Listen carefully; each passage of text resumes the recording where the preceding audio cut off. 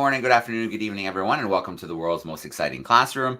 My name is Joe Grabowski, and I'll be your host for today. And it is here. The time has arrived. We've been slowly tracking the Oosterschelde, following it all the way around South America, but we are here. We are in the Galapagos, one of the marquee stops of this incredible journey, if not the biggest, most exciting. The ship is going to spend 3 weeks in the Galapagos. We have a ton of live events planned. We're going to bounce all over the place. It is going to be quite a wild time here on the world's most exciting classroom. I'm going to bring the map up a little bit just to bring you up to speed so you can see where we are, what we've been up to.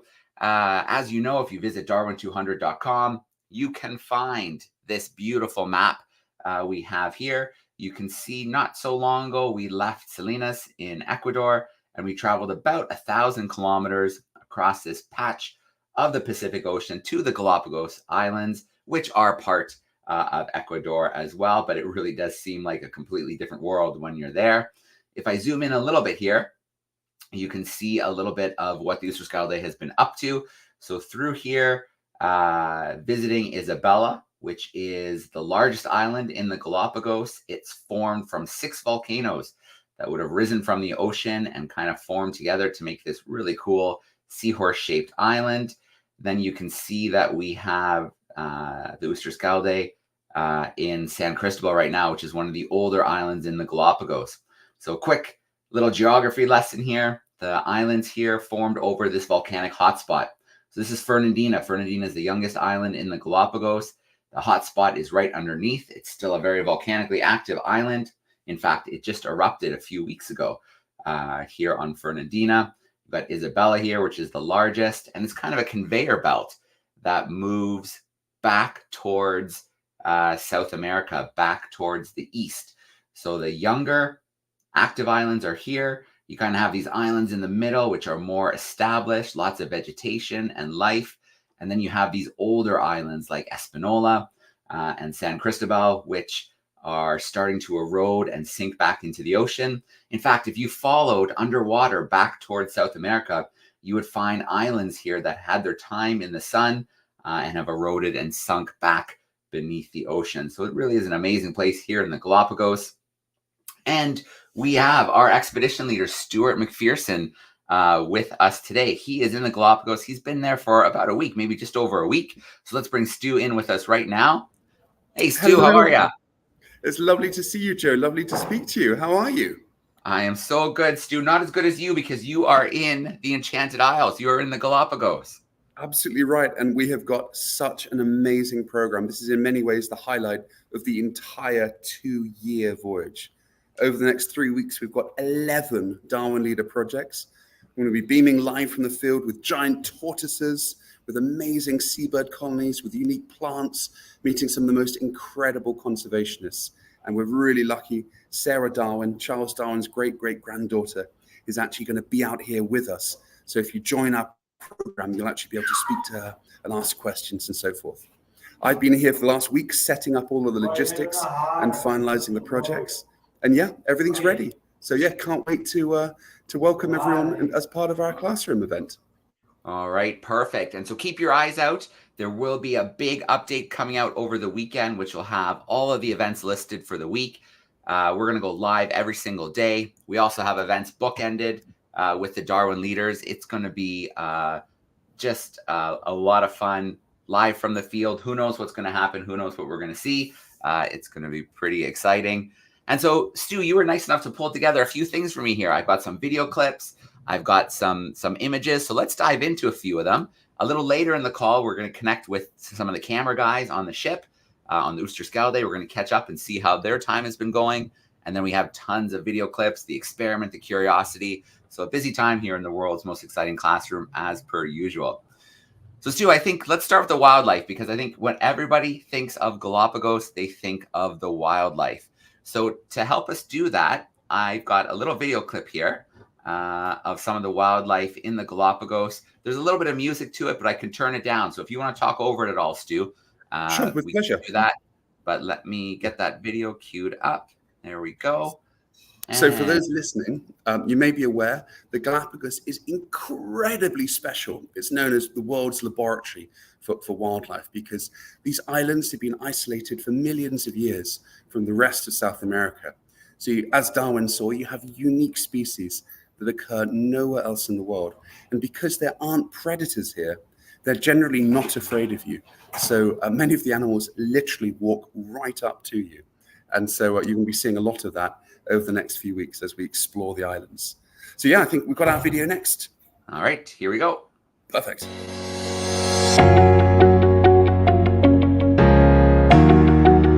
As you can notice, all of these amazing islands are volcanic in origin. And so all of the animals that reached here on land, all of them had to arrive either by air or by sea, on land raft, on vegetation rafts, for example, floating on logs, or on the wings, on the legs of birds as seeds or little invertebrates.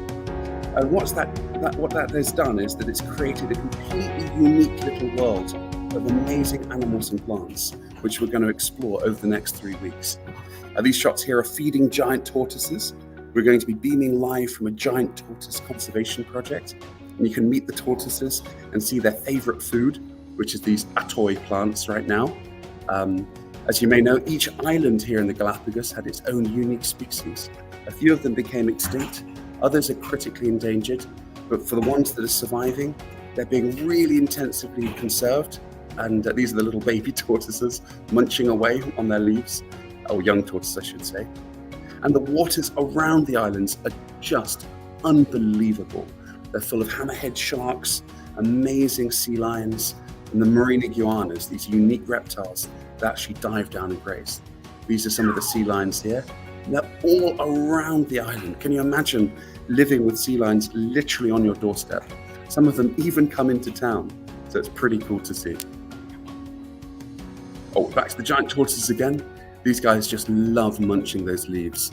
And we're going to meet some of the conservationists that have worked for years to protect and safeguard these huge animals.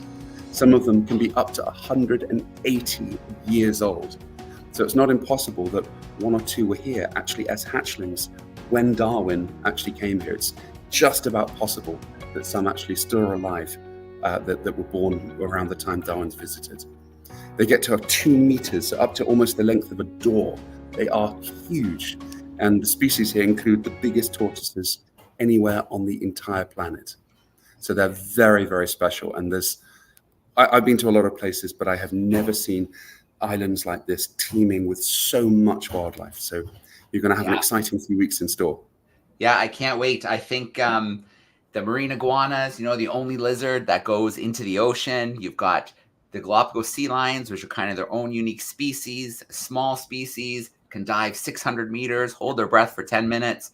We're going to get to see a lot of this wildlife up close and personal. In fact, when I visited a few years ago, it was the only place I've ever had to step over a sea lion to get into the bank. So it's quite a unique place. They're all over the piers. And there's even penguins. Can you believe it? Most people think penguins are in cold environments, but it's actually the minority of species that live on Antarctica. Most of them are temperate, but here in the Galapagos, there's even a tropical penguin species. I believe it's the only fully tropical species in the world. It's a little one, very small. I'm actually going out there next week to try and film it for you so we can see it in the next week's World's Most Exciting Classroom event. Yeah. So, Stu, what I'm going to do is share a few pictures here now. So these are some pictures that have recently come in. And, you always hear about people doing selfies, but I feel like the Oosterschelde has been in a whole bunch of selfies recently with some of the natives here in the Galapagos. Let me make sure I picked the right window. Here we go. All right. Actually, I'm going to zoom up a little bit. I start at the bottom. There we go. So here we go. I think this is Isabella, and I think we've got a few shots here of the Oosterschelde from shore. You can see that beautiful volcanic rock, and then there's a few kind of locals here. We've got a heron species here. We've got the marine iguana here. So, yeah, were you able to get on for Isabella? Yes, absolutely. This is actually the cameramen. We've got a camera team here filming and photographing the ship, and they tried really hard to get lots of wildlife in the foregrounds because there's just so many animals teeming around the shores of the islands. So you're absolutely right. That's one of the beautiful marine iguanas. They literally will come right up to you. You're meant to keep 2 meters apart from them, but it's actually quite difficult because many of them will literally walk up to you. So we're doing our best to follow the rules. Have you heard them sneezing on the beach, Stu? Yes, I believe they expel salt by their sneezes. So yeah, absolutely. They have a good sneeze here and there, especially after their dives. Yeah, very, very cool. Got some pelicans here hanging out with the Oosterschelde. And the landscapes are just amazing. Like these prickly pear trees almost, they grow so tall. Yep, and they can be up to 200 years old as well. So as old as the tortoises. This one here in the foreground would easily be 80 plus years. They form that trunk after about 50 years, then grow like a tree. But believe it or not, once they form a trunk like this, the paddles, the blades of the foliage, they actually then have soft prickles because there aren't any predators that can eat them that high up. So they've actually evolved to have soft spines. They're not spiny yet once they get to that height. The trunk is, but the paddles themselves aren't. And that's also thought to enable birds to land more easily on them and pollinate the little flowers. So they're really cool cacti. All right. And then, of course, we have our sea lions. You really can't go very far in the Galapagos without coming into contact with these guys. No, they're all over the place. You're absolutely right. And, you know, just all over the place. They kind of take the place over. All right. And then I think these are a few photos from Josh. So you can see the ship was escorted into its spot here in the Galapagos. That's pretty cool. Yes. We've had sea lions all around the ship the whole week, and there's been loads. Yeah. And as we're doing this as well, I see a few comments coming in via the chat. Don't be shy. Use that chat. Send in some questions. Now's a great time. We're also going to have an uplink with the ship shortly. But if you do have any questions between now and then, feel free to put those questions into the chat. Some more pictures here of some wildlife with the ship. We got a sea lion and a marine iguana in this one. Not too shabby. And then in a minute, Stu, we're going to switch over because you sent me some great volcano footage. So I'd love to talk about this volcano in a little minute. I'm going to play some video clips. But for the moment, just can't get enough of these shots here. These beautiful sunset shots of the ship in the Galapagos. We've been waiting for this for a long time. Although it goes really fast. All right. So Stu, let's jump into the volcano action. I've got a little bit of a video, but why don't you set the scene? Where is this volcano? Why is it unique? Yeah. Tell us a little bit about your visit there. Absolutely. There's actually several active volcanoes across the Galapagos, particularly, as you mentioned, on the Western Islands. There's 2 actually active right now on Isabella. I went up one literally yesterday to the vents, the sulfur vents, to see the incredible fumes coming out of these fumaroles from the volcano. But I think the one you might be showing us is also there's an active one literally releasing lava literally as we speak. I believe that's also on Isabella, a bit further to the north, but I couldn't get anywhere near that. There's restrictions on land about how close you can get. So yeah, it's an amazing island. In 6 years ago, 4 new square kilometers of land were created on Isabella alone because of the volcanic activity. So, you know, we think of islands as lumps of rock in the sea, but here in the Galapagos, the islands are very much still being made. And every year or two, with these new eruptions, more and more land gets expanded out from the sides of the volcanoes, and as the islands grow. All right. We've got this little video clip here. To start it, there's some special guests with us. So pretty lucky that you get to be there with your kids, which I'm sure they're having an absolutely incredible experience there. So we'll see that little clip, and then there's just a little bit of kind of B-roll that you shot for us. You can talk over that too as well. So let me share my screen. Sure. Volcano 1, here we go. Welcome to the Galapagos Islands. Welcome to the Galapagos Islands. We're going to be beaming live every single day over the next week as part of the world's most exciting classroom from locations right around this amazing group of islands. We're going to be exploring some of the most spectacular wildlife this archipelago has to offer, as well as showcasing some of the work that the incredible conservationists here are undertaking. And of course, we'll be showing you amazing landscapes. Like this, a sulfur volcano. Where are we, guys? In the middle of a volcano crater. crater, as you can see, and the sulfur isn't actually burning. Like, it's hot if you touch it, but there's just holes and steam coming out. That's right. So join us as part of Darwin 200's world's most exciting classroom and be part of our amazing adventure here in the Galapagos Islands. All right, so we're switching to a little landscape stuff now, Stu. Perfect. So this is in the south of Isabella. There's 5 main volcanoes across the islands. And as you can see, this is actually within the crater itself. You have this amazing white ash in the foreground, then the volcanic basalts and the volcanic, the solidified lava, then the crater walls. And literally just 24 hours ago, my 2 children, Louis, Jasmine, and I climbed up to see these amazing bright yellow landscapes. The sulfur actually condenses as the fumes come out of these fumaroles, these vents. The sulfur then crystallizes and just basically condenses out of the fumes because it loses temperature so quickly. And all of the rocks all around the area are covered in these bright yellow, spectacular crystals.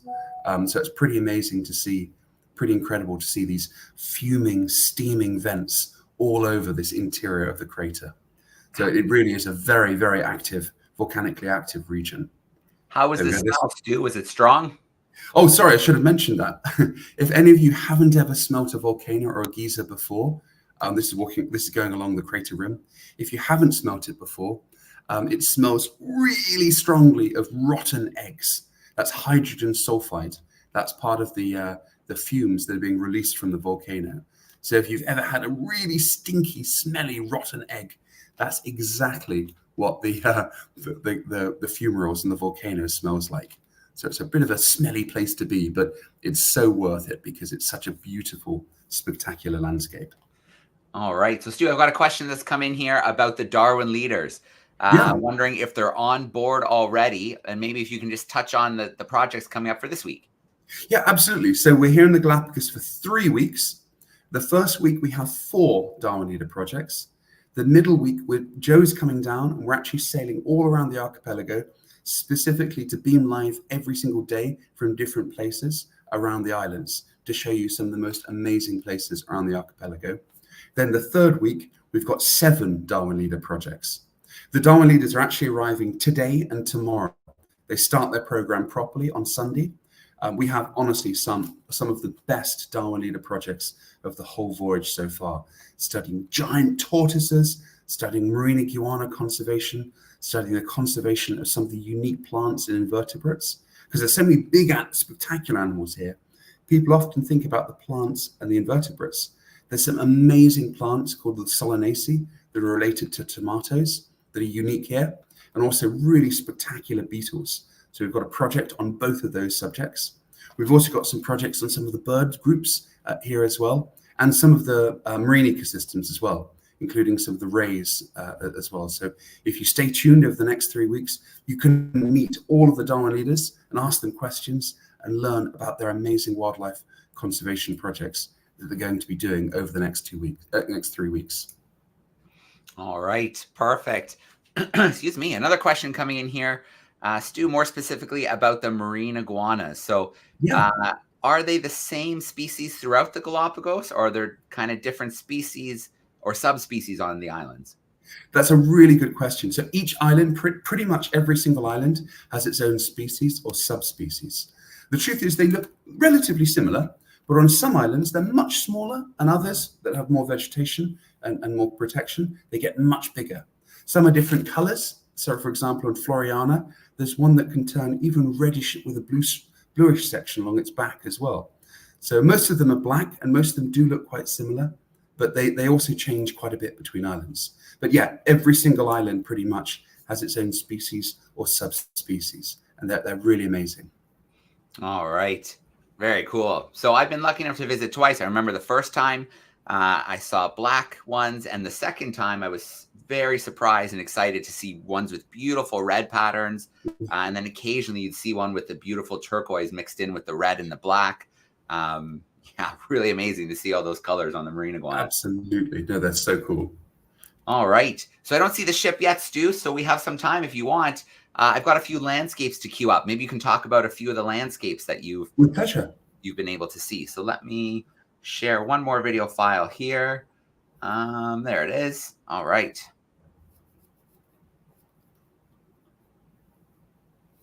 Oh, so these are los túneles.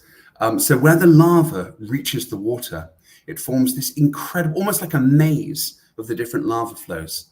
And in between these different sections of lava, there are pools of seawater that get flooded at high tide.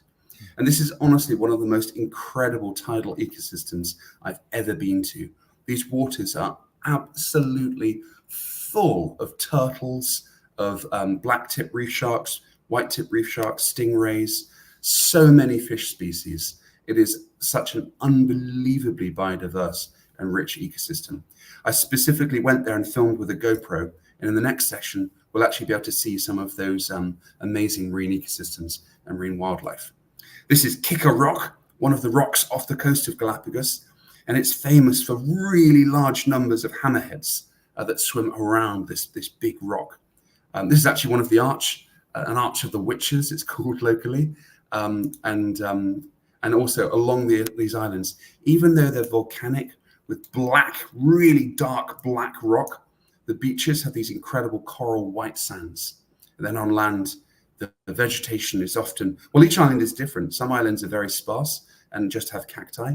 Others have not quite rainforest, but humid forest in the higher upland areas, because some of the peaks reach up to 600 meters or more. So the islands are very, very, very diverse in their habitats and their wildlife and their ecosystems. All right, come back from there. And yeah, Stu, I want to talk about that a little bit, about those nutrient-rich waters. So we've got those deep currents with lots of nutrients, and when they hit those islands, it's like hitting a wall, and it pushes that cold nutrient-rich water up. We get that upwelling, and that's why we can have all of those amazing species. There's so much nutrients and food in the water. The cold water works for the penguins, and there's even fur seals in the Galapagos, which is pretty incredible. That's right. I mean, also a part of it is that this big, powerful current comes up the west coast of South America, the Humboldt Current, which probably originally brought many of these animals to the islands, like the penguins. It makes perfect sense because these waters literally come up from the south. But of course, all of these different species have then adapted and evolved locally on the islands. But yeah, the currents are very important for the ecosystems. They bring up nutrients, and the waters around the islands, particularly out in the west, are actually quite cold, even though it's in the tropics. So you have large cold water dwelling species, even though we're at tropical latitudes. So it's a really interesting mix of animals, of climates, of conditions and habitats. All right. So Stu, another question here in the chat. Curious about what islands we think we might visit over the next little while. We're visiting 4 main islands, San Cristobal, Santa Cruz, Isabela, and Floriana. We've got Darwin Leader projects on all 4 of those amazing, beautiful islands. Each one is different. Each one has its own unique wildlife, its own unique landscapes. So over the course of the next 3 weeks, our mission is to try and show you each of these 4 islands and some of the incredible conservation projects and wonderful work that's being undertaken on each of them. Yeah. So Stu, Floriana is a cool island. I want to share a little story. Years ago, my wife and I visited, I think it was 2021, and they have what they call the post office there. So yeah, it's essentially just a barrel.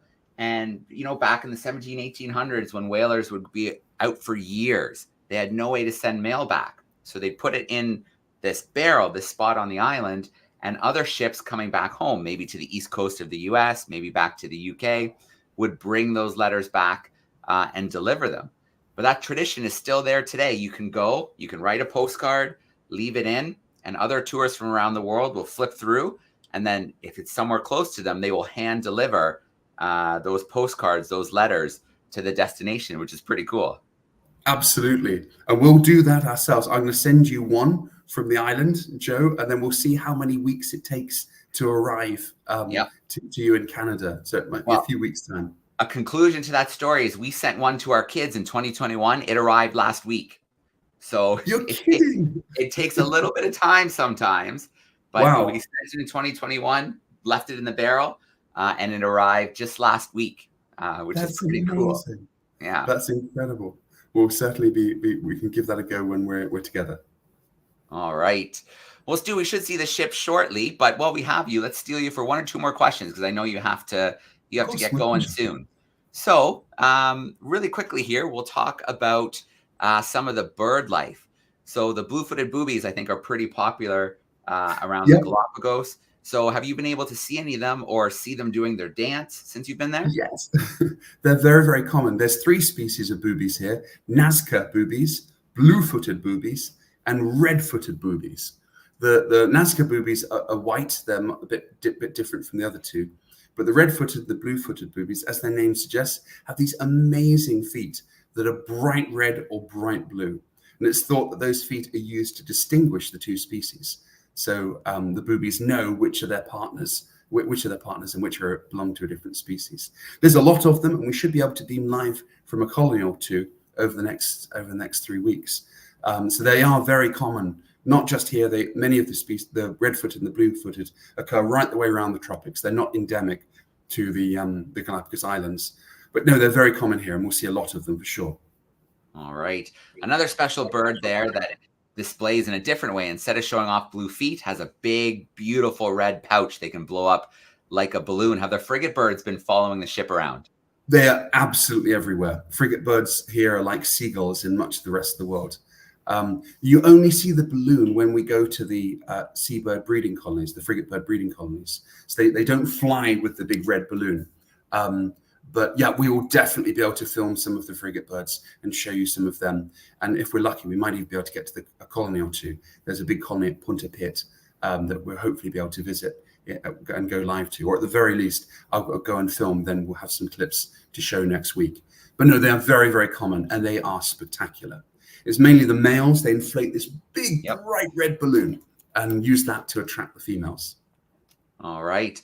Well, Stewart, I think we should let you go now. I know you have some things to do today, but we will have our next World's Most Exciting Classroom event. It's going to be Wednesday next week. I will send out an update for everyone because I am flying on Thursday to the Galapagos. So I can't wait to catch up with you, see everybody on the ship, and I think we're going to get out there and broadcast some pretty amazing wildlife from the islands right into classrooms all around the world.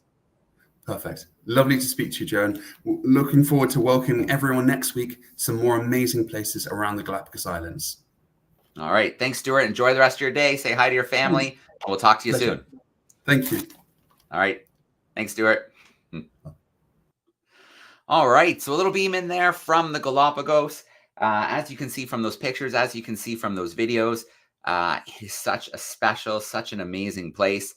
Like Stewart said, they say stay 2 meters away from the wildlife, but the wildlife don't follow those rules. Sometimes they land on you. Sometimes they crawl right over you. So you can stay 2 meters away, but the wildlife does not follow that same set of rules in the Galapagos. So with any luck, we will see the Oosterschelde join us soon from the Galapagos, and we'll have a little uplink from the ship and catch up with some of the camera crew. While we wait for that to happen, let's do our Kahoot quiz together. So I pulled together a little Kahoot quiz behind the scenes, just a few little questions about some of the features of the Galapagos and some of the wildlife that we did talk about. So in a moment on your screen, you are going to see a link. It is kahoot.it. And then it's going to ask you for a PIN number. And when I share my screen, you will see that PIN number. So let's share that screen here. There it is. All right. So kahoot.it is where you want to visit.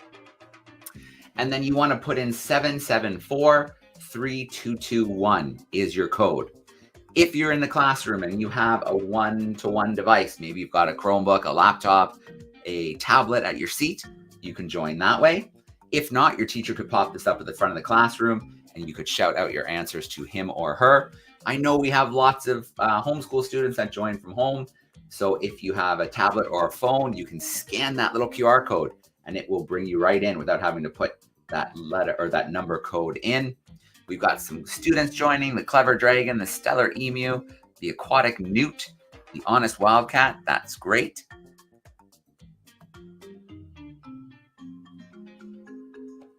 Perfect, perfect. So someone is asking, is it still possible to apply to be a Darwin leader? Absolutely. We are just getting started, believe it or not. We've sailed over 10,000 nautical miles. We left Plymouth in August. Now we are in the Galapagos, but we will be sailing around the world through the South Pacific, Australia, New Zealand, all the way back across the ocean, around South America again, out to South Georgia, Africa, all the way up the coast and through the Atlantic. So we will not be back in the UK until July 2025. So there is plenty of time to apply to be a Darwin leader. And just because there may have been a Darwin leader from Brazil or Canada or the UK already, doesn't mean you still can't apply. So a question about the minerals, the green water in the last photo. Yeah, I think that is definitely due to the minerals in the rock. Can give it kind of that really bold, that really kind of green color. A little different than sometimes you see the water colored because maybe there's a lot of algae in it. But in that picture, that last picture that we shared, I think it is because of the volcanic minerals and not because of plant life in the water. Okay, I think we have a good little group here. So I think we are ready to go for our Kahoot. There are 4 questions today, 2 multiple choice and 2 true and false. That's what I'm looking for. Multiple choice and true and false. You have about 20 seconds for the true and false and 30 seconds for the multiple choice. If you get the answer right, you're going to get some points. The quicker you get the right answer in, the more points you're going to get. But take your time, take a moment, because if you get the answer wrong, it doesn't matter how fast you got it in, there are no points. So here we go. Galapagos.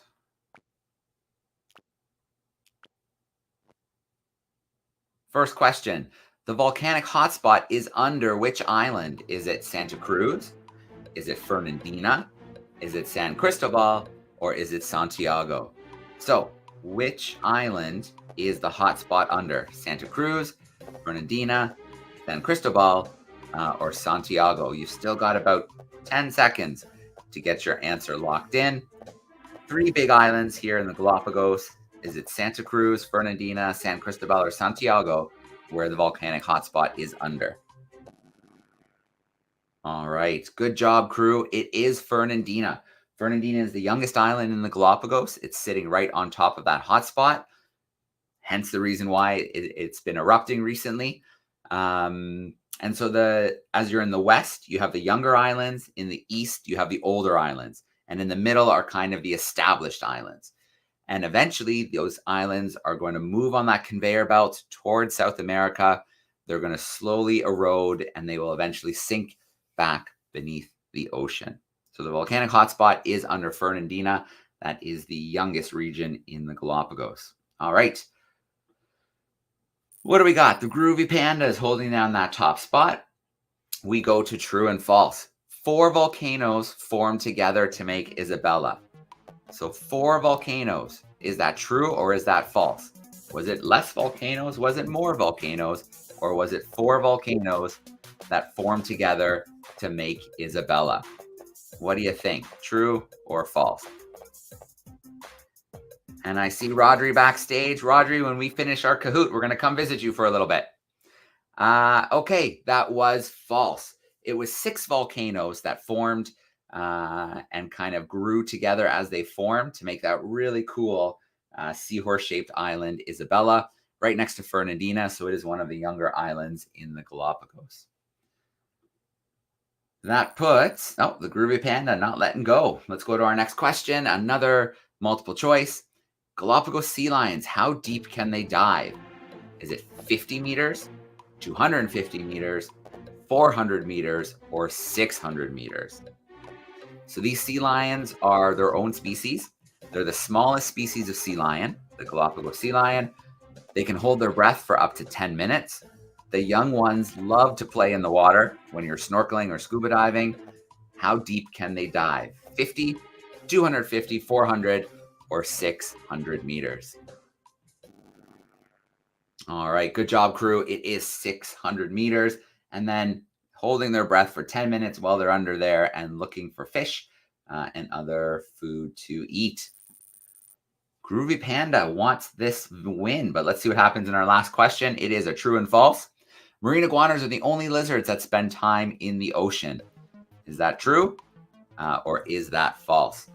Marine iguanas are the only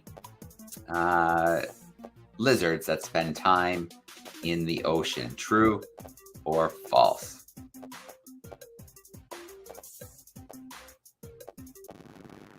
All right, that is absolutely true. While I have you here for a second, I would love to share a couple of pictures here really quickly of the marine iguanas, a little bit different than the pictures we saw in the presentation. So let me see if I have them quick that I can pull up handy. Okay, these aren't the exact two that I want, but I do want to share these two because they're pretty good and will give you an idea a little bit of what we talked about. So let me share a different part of my screen here, and let me share those two pictures with you, and then we'll wrap up our Kahoot. So we mentioned that normally you see them, they're this beautiful black color, but on some of the islands at different times of the year, they can have this beautiful red coloration in their skin.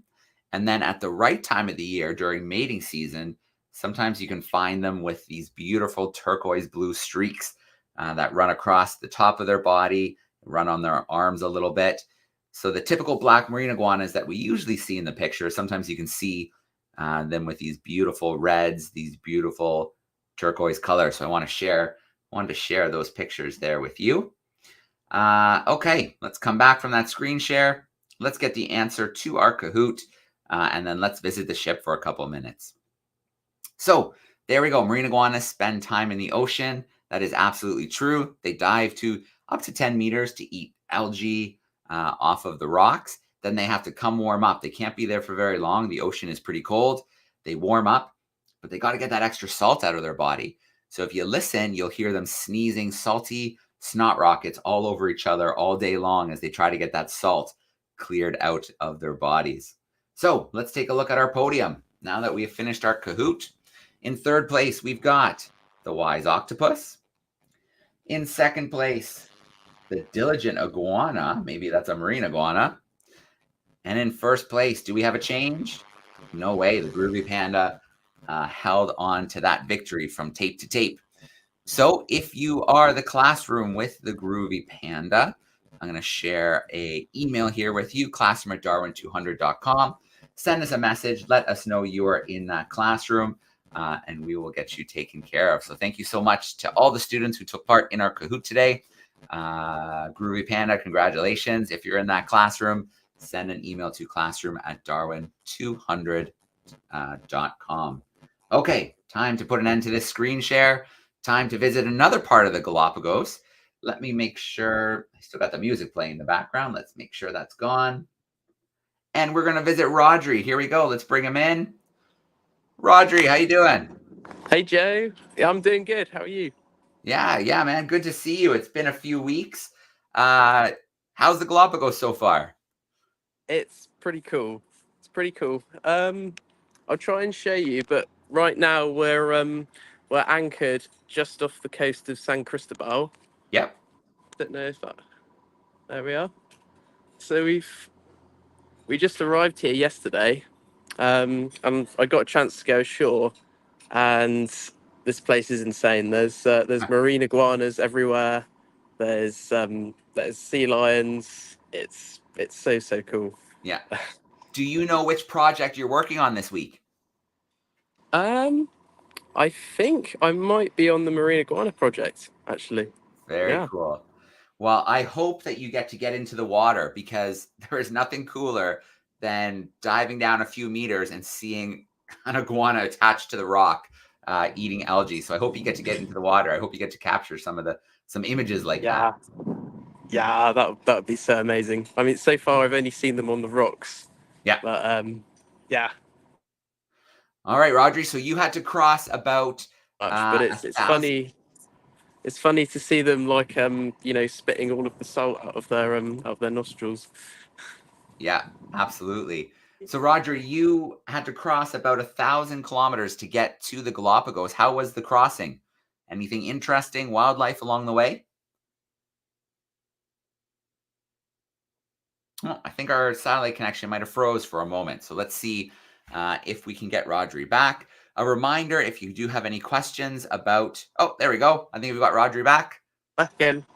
Perfect. Rodri, I was just asking about the crossing. It was about 1,000 kilometers. How was the sail across to the Galapagos? The sail, yeah. Yeah, it wasn't so bad. We had we had a bit of wind, but first few days, but then unfortunately the wind left us, as it quite often does near the equator. Yeah. And we had to use the engine a little bit.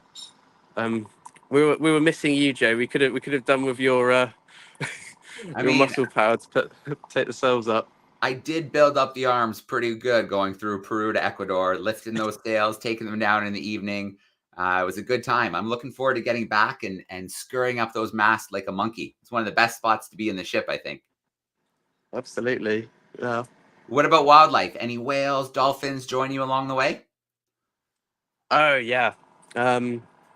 We were joined a few times by like a massive pod of bottlenose dolphins. Yeah. And it was incredible. They were there must have been over 100 of them, and they were jumping, they were doing backflips. It was amazing. I managed to get some nice shots on the drone of them playing in front of the ship. It was super cool. Beautiful. And what about Isabella? Were you able to visit Isabella a couple days ago? Yeah, briefly. Yeah, briefly. Yeah. Isabella is such a. We were only in the port, Uh-huh. but it's such a huge island. Yeah. There's they've got like loads of volcanic craters there and stuff, and I'd love to go and explore, and because I think you can actually like walk up to some of them. Yeah. Yeah. Amazing. Well, Rodri, if it's okay, can you turn the camera on? Let's get another view of the ship in the water. Yeah, sure. I'll take you on a bit of a tour. Perfect. So here we are. I'll go to the bow so you get a nice view. Hold on. All right, we're going to keep our fingers crossed. Sometimes the signal doesn't make it all the way, but so far so good. Looks beautiful.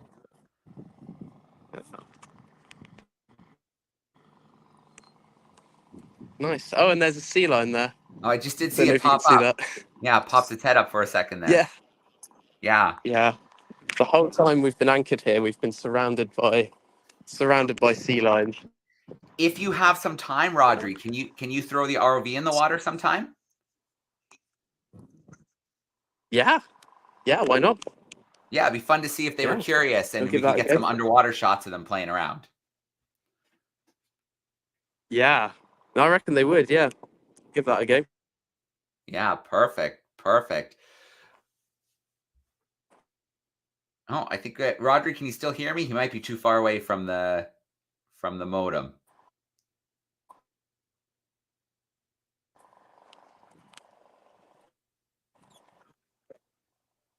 Yeah. There we go. Can you hear me again, Rodri? Oh, he's going back. Yeah, He's going back I'm to here. the modem. Yeah. Perfect. Perfect. Well, Rodri, I can't wait to see you in a week or so and explore a little bit of the Galapagos. Make sure you say hi to Josh as well. And yeah, enjoy your time out with the marine iguanas. I can't wait to see the pictures and the videos. We'll have to have you share some with us. Awesome. Yeah. Can't wait to catch up. All right. Have fun out there. We'll talk to you soon, Rodri. All right. Speak soon. Bye. All right. See ya. All right. Perfect. There we go. That was our first view of the Galapagos. San Cristobal is the second oldest island. If you go a little bit south, there's another little island called Espanola. And I was lucky enough to visit Espanola. Let me see if I have a quick picture here from Espanola that I can share with you before we do some experiments together. Oh yeah, here's a couple. Let me pull these 4 pictures up here and share them with you. Okay, I'm gonna do a quick screen share here. So what's really neat about Espanola is there's a species of albatross that you can find there. And I'm gonna share the right window here. There we go. They are the waved albatross. So they get that name because of this wave pattern that you see on the front of their chest. So we were sailing between Peru and Ecuador a couple of weeks ago, and we saw some of the waved albatross flying near the ship. But this is where they come to land, here on Espanola. And so they spend most of the year flying around the ocean. They don't come back to shore. They can land on the water. They hunt for squid and fish and things like that. But then they return to the island each year to mate. And they mate for life. So when you're in the ocean, you'll see them more like this. You'll see them kind of gliding, using the ocean current, some of the wind to stay above the waves. And for the better part of the year, this is what they're going to be doing while they look for food. Then they return to Espanola, the youngest island in the Galapagos, and they look for their mates. So when they see their mates, they're pretty excited. There's a big kind of greeting. They have all kind of calls they do together, raising their wings, but they do this really cool clacking together with their beaks, like they're doing here in this picture, because they're so happy to see each other, to be back together. And they also mate for life. So they come back to Espanola and they're looking for their mate. And then they greet each other like that. And then a little while later, there'll be an egg. And after that, you get here, like this albatross chick, this waved albatross chick. And if you look here, you've got a little sneaker here in the picture. This is one of the Galapagos mockingbirds. So there's 4 species of mockingbird in the Galapagos.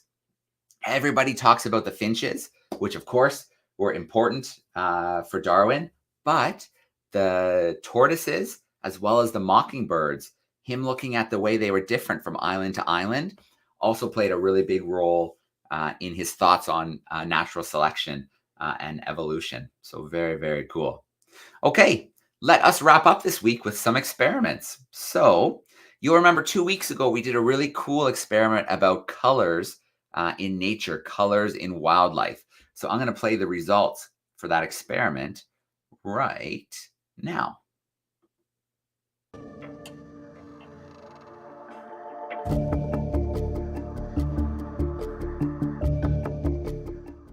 Welcome back, everyone.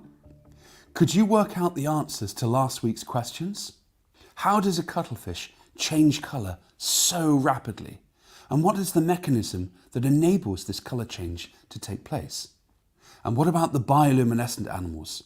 What causes them to glow? Well, let's look at the cuttlefish first. Cuttlefish, along with squids and octopus, belong to the grouping of cephalopods that actually belong to the family of mollusks.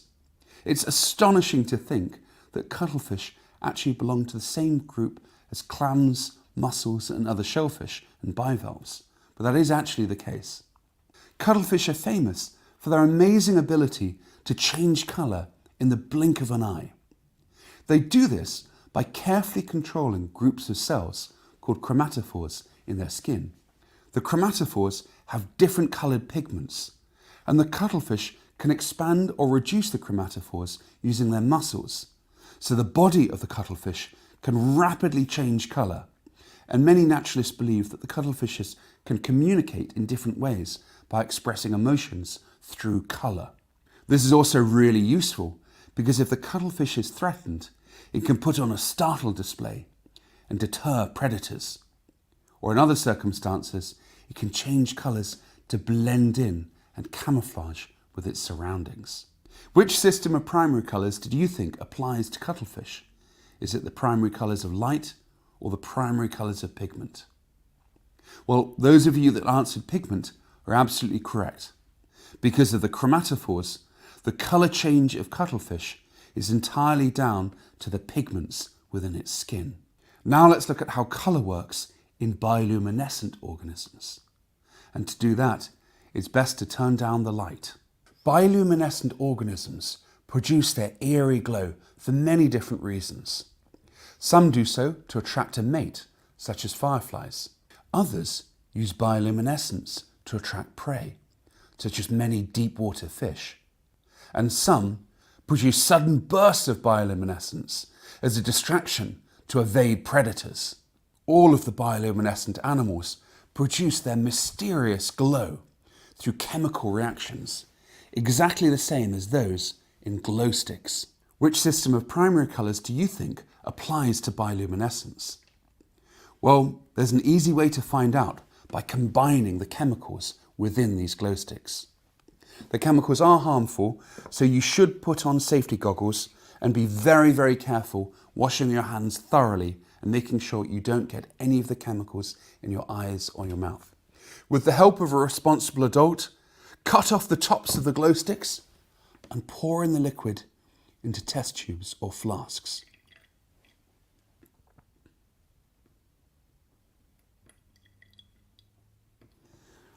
Be careful because the glow sticks actually contain a small amount of glass, so be extremely careful opening the glow sticks and make sure you dispose of all of the plastic and all of the pieces of glass properly. And of course, make sure not to cut yourself. There's a red one in there.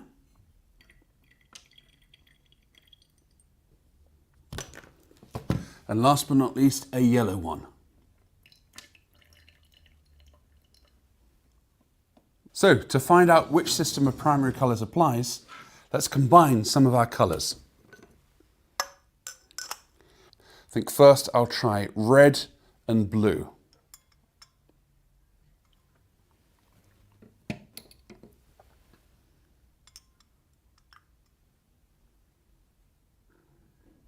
Wow, look, you can see very clearly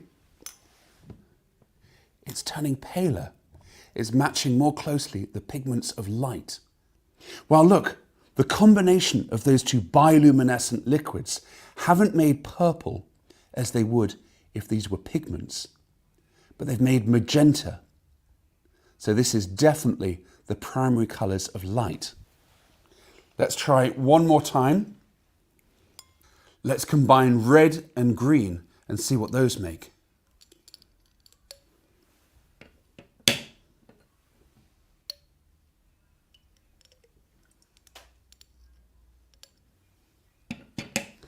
Give it a mix. Well, look, that's yellowish. So we definitely have the primary colours of light applying to this bioluminescence. How did you get on? Let's now find out the answers that you sent in over the last 2 weeks. Thank you for taking part, and see you next time on the world's most exciting classroom. All right. So very cool experience.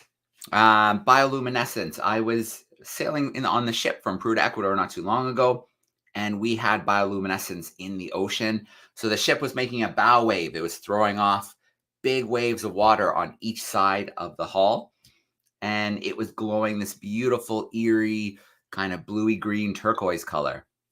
That was pretty cool. But then the dolphins started playing in it. So it was the dead of night. You would never see the dolphins, but because they were playing in the glowing wave, their bodies were surrounded by the glowing dinoflagellates, the plankton that was making the bioluminescence. So the dolphins were glowing, outlined in bioluminescence. It was one of the coolest things I have ever absolutely seen. So a reminder that last week's experiment was growing blue crystals. You can find it on the DARWIN200 YouTube page if you want to watch it again. So you still have one more week. If you're in a classroom or at home, you can try the experiment out and send us some pictures. But we do have a brand new experiment for this week. So let's take a look at this week's experiment.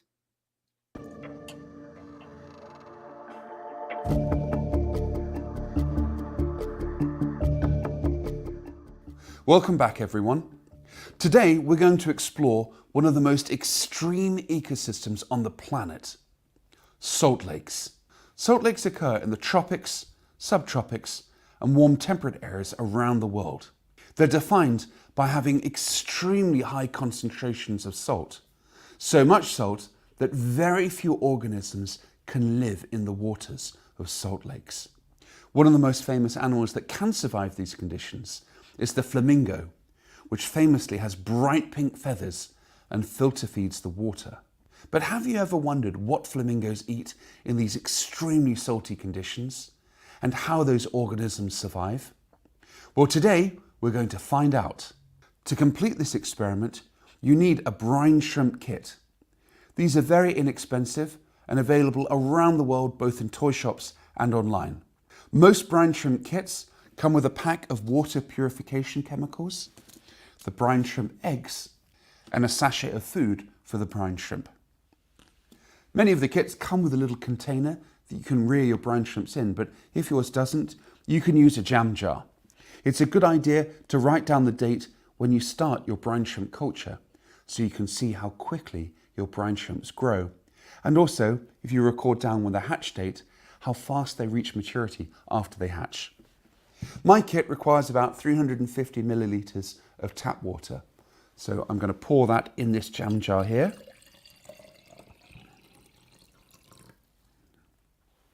The next step is to add the water purification chemicals. This basically neutralizes the chlorine in tap water and provides the right levels of salt for your brine shrimps to thrive. Give it a good mix and make sure it all dissolves so you're ready to add your brine shrimp eggs. I'm going to pour in these eggs in next.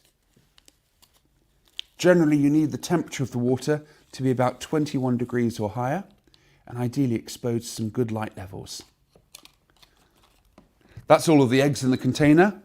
Now you're ready for your brine shrimps to hatch. Make sure the liquid in your brine shrimp container stays above 21 degrees centigrade, but not above 28 degrees C. Put it on a windowsill where it's exposed to a good level of light, and within about 24 to 48 hours, you should see tiny, tiny, weeny twitching brine shrimp larvae. Watch them over the course of the next few days and add the brine shrimp food as per the instructions on your brine shrimp kit. In about 2 to 3 weeks, your brine shrimp should reach their adult size. Then we're ready to begin our experiment. Okay, so there we go. That is our experiment for this week. You'll have 2 weeks to give it a try. Grow some of those brine shrimp on your windowsill, maybe in your classroom, or maybe you'll choose to do it at home with your family. And then you want to send us in some pictures. We want to see some pictures of some brine shrimp at classroom@darwin200.com. So you have 2 weeks to find some. Like Stu said, they're common in stores, very easy to find. You can order them online, probably have them overnight from somewhere like Amazon, and you can grow your own brine shrimp in your classroom, or maybe you're going to choose to do it at home. And so you might have heard Stu mention flamingos in the Galapagos. That might sound pretty strange, but I can assure you it is absolutely true. So here are a couple pictures from when I was in the Galapagos of some of those flamingos. You can see they like kind of these salty areas, these marshy areas where they can filter feed in the water, and they can find those little brine shrimp that they like to eat. They kind of turn their head upside down. Their beaks have little almost strainers that they can use to filter the water and get those brine shrimp. And then that color is transferred, the pigments, into their feathers. And that's why they get that beautiful pink color. So there are flamingos in the Galapagos, which is pretty darn cool if you ask me. So to wrap up for today, we have one more question here in the chat. So this question is about the islands. Some of you may have heard the islands with different names, like Tower, like Charles, like Hood Island, and things like that, and wonder why they don't have those names anymore. Well, those were the old English names that were given to the islands, and this was a long time ago. So the first time the Galapagos were visited was in the 1500s, and I believe most of their names were given around sometime in the 1600s. And so they were a lot of English names. But when Ecuador later claimed them as their own, a lot of the names were officially changed to Spanish versions and things like that. So that's why you'll see, if you go back in time, you'll see that there's different names for some of the islands. But when Ecuador took over the islands, a lot of the names of those islands were changed. Okay. 2 things to do to wrap up today. We'll have to look at last week's curiosity of the week. We have to look at this week's brand new curiosity. So let us look at the answer to our curiosity from last week. Last week, I asked you to try and identify this strange object here. It's not a type of rock. If you remember correctly, I gave you a clue that it's from a tree. Did you work out what it could be? Well, believe it or not, this is actually a section of resin, or sap, that was extruded out of a giant rainforest tree in Borneo.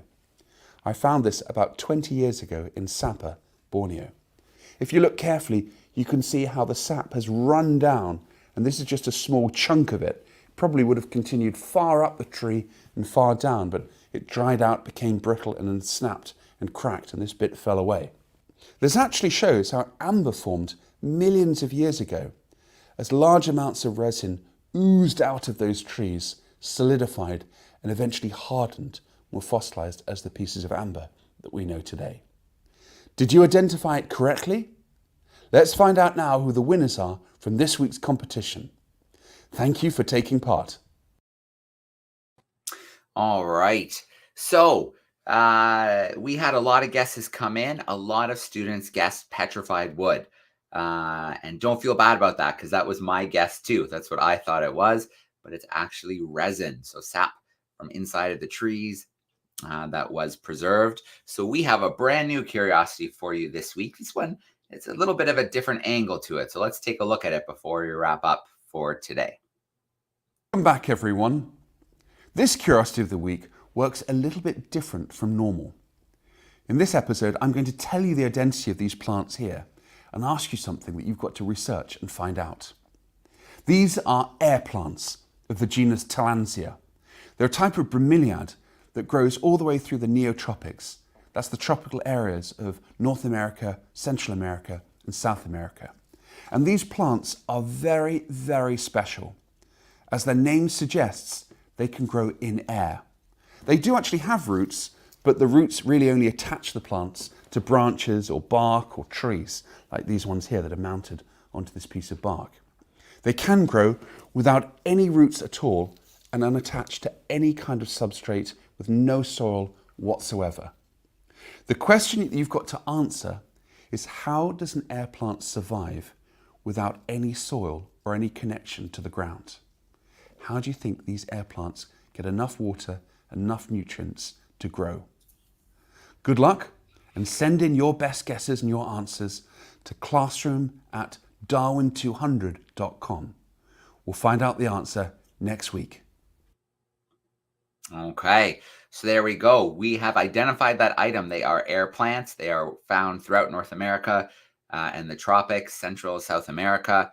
But we want to know how they're able to get nutrients, water, things like that. If they're not rooted into the ground, if they're not getting their nutrients and water through their roots, how are those air plants getting what they need?